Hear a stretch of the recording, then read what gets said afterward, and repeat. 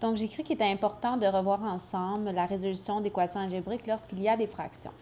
Donc ici, on a x sur 2 plus 3 qui est égal à x divisé par 3 moins 1. La première étape qu'on doit faire, c'est de mettre les x d'un côté et de mettre les constantes de l'autre. Donc ça, on est habitué, on prend le signe qui est devant.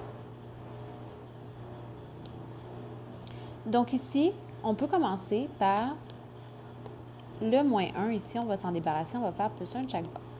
On obtient x sur 2 plus 4 est égal à x sur 3. La constante ici est celle de son bord, alors on voudrait amener le x sur 2 de l'autre côté. Pour ça, on va faire l'opération inverse. X sur 2, on va faire moins x sur 2.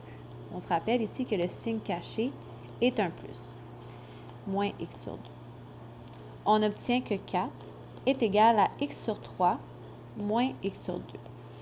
Ici, le problème, c'est qu'on ne peut pas les mettre ensemble puisqu'ils n'ont pas le même dénominateur. On a vu en classe qu'est-ce qu'on pouvait faire pour ça.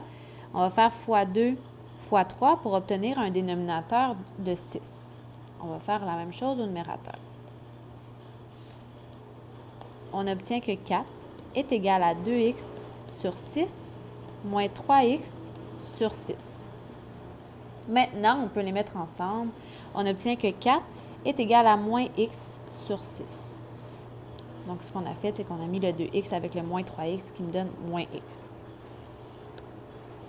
Il me reste une étape à faire. Ici, j'ai moins x divisé par 6. Donc ici, je fais l'opération inverse de la division qui est fois 6.